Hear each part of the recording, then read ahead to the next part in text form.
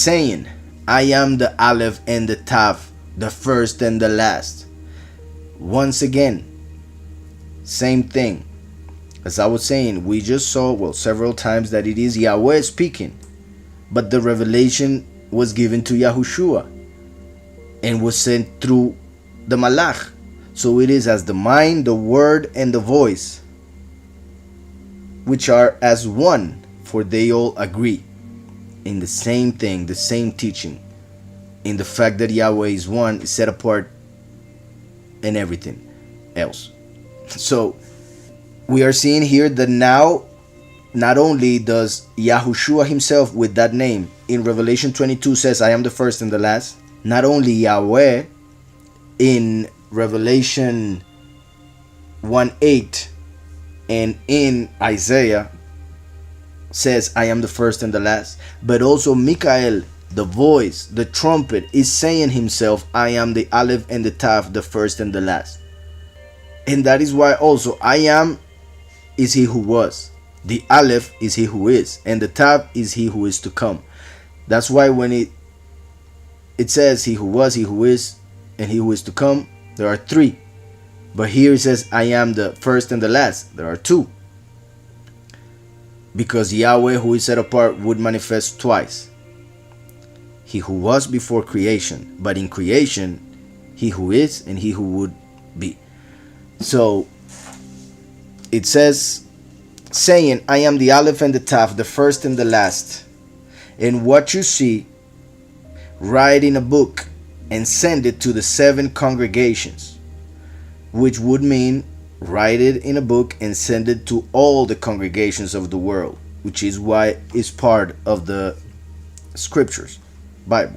What you see, write in a book and send it to the 7 congregations, which are in Asia, to Ephesus, to Smyrna, to Pergamos, to Thyatira, to Sardis, to Philadelphia, and to Laodicea. Those 7 congregations. Each congregation represents, like I said, one of the 7 lights in the heavens, called planets also, which can be seen with the naked eye, connected to the 7 malachim, connected to all denominations of nowadays. And I explain all of that in detail, both in the book, which I repeat, you can read in thewayofyahweh.org, or you can see the videos regarding each of the congregations, the explanation of each of the congregations that we have already recorded in this channel. Like I said, of those 7, only Philadelphia is the congregation that is chosen to be saved. The rest, there are some who are to be punished and condemned, but there are some who will be justified after death. But only Philadelphia will be transformed without having to experience death. Then I turned to see the voice that spoke with me. Look how it says, I turned to see the voice that spoke with me. It doesn't say I turned to see the person who was speaking with me. I turned to see he who was speaking. No, he says he turned to see the voice. However, when you look at somebody, you don't see their voice. You hear their voice. You see their mouth moving. You see their face. You don't see their voice. Yet the way that he says this is to show that the Malach himself, the person of the last, is the voice of Yahweh. So the person that speaks to Yahuchanan is the voice. That's why he turns to see the voice.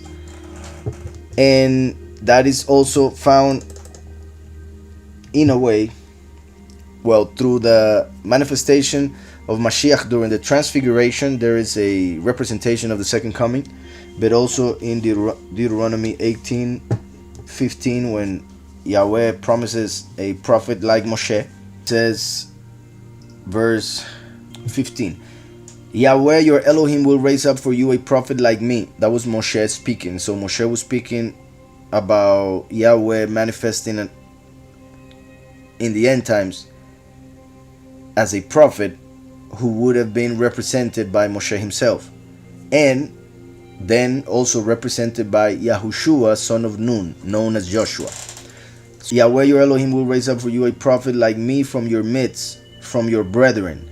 As when Yahweh said in Isaiah, I am the first, and I myself will be with the last, meaning in their midst. So the last, because he also says, I am the first and I am the last will be within those who are in the last times, so will be in the midst. Yahushua came alone to die as the seed that would give much fruit. Now the last comes in the midst of those who already believe in Messiah. In Christianity, they claim that the prophet like Moshe was Messiah, but that doesn't make sense for many other reasons, like for instance the fact that Yahushua himself rejected being the prophet like Moshe, because Jews were waiting for three people, not two, three people: Eliyahu, the Messiah, and the prophet. Yahushua said that Eliyahu was Yahuhanan. Yahushua revealed to be Messiah. So the prophet is left to come, and that's why many Muslims take that part that Christians don't understand to convert Christians into Islam, telling them that that prophet is Muhammad, which makes no sense for many other reasons. So Yahweh your Elohim will raise up for you a prophet like me from your midst, from your brethren. Your brethren. That right there shows that Muhammad cannot be, for Muhammad was not son of Jacob. But anyways, him you shall hear. Him you shall hear. So he is the voice. The prophet like Moshe is the voice, because him you shall hear. According to all you desired of Yahweh your Elohim in Horeb in the day of the assembly, saying, let me not hear again the voice of Yahweh my Elohim, nor let me see this great fire anymore, lest I die. Yahushua came as the Messiah and as the water of life. Yet we see here that the voice is the fire. So how can Messiah have fulfilled the prophet when they are two different elements? Messiah came as the water of life. The last comes as the fire, the consuming fire. The first Messiah, Yahushua, came as the word. The last comes as the voice, the prophet like Moshe. This is very important. Here we see the clear connection between the fire and the voice. Yet Yahushua is the water, so he cannot be the prophet like Moshe. Other than that, we see that the voice is the one that speaks loud, for he is angry like a lion. That's why he brings the wrath. That's why they were afraid to hear the voice of Yahweh, because of the fire. Yet Yahweh will encapsulate pretty much his voice, which is the fire, in a person, which is the witness like Moshe, which is what he is prophesying. So they said, let me not hear again the voice of Yahweh my Elohim, nor let me see this great fire anymore, lest I die. And Yahweh said to me, what they have spoken is tov, is good. Good, tov, is a word that is connected to the last, the second manifestation of Yahweh on this earth. That is why when Yahushua came to this earth and he was called good, he said, why do you call me good? There is only one good, and he is in the heavens. So there are other things to say about that, but that was Mashiach rejecting being the last, showing that he's the first, like he did many other times. Still, people didn't understand and kept calling him the prophet, the king, while he came as the Messiah, the priest, high priest. It says, I will raise up for them a prophet like you from among their brethren, and I will put my words in his mouth, and he shall speak to them all that I command him. And it shall be that whoever will not hear my words, which he speaks in my name, I will require it of him. So, going back to Revelation, we see that the Malach, who would manifest in this world as the witness, is the prophet like Moshe. For he is the voice, the trumpet, the archangel, the shofar.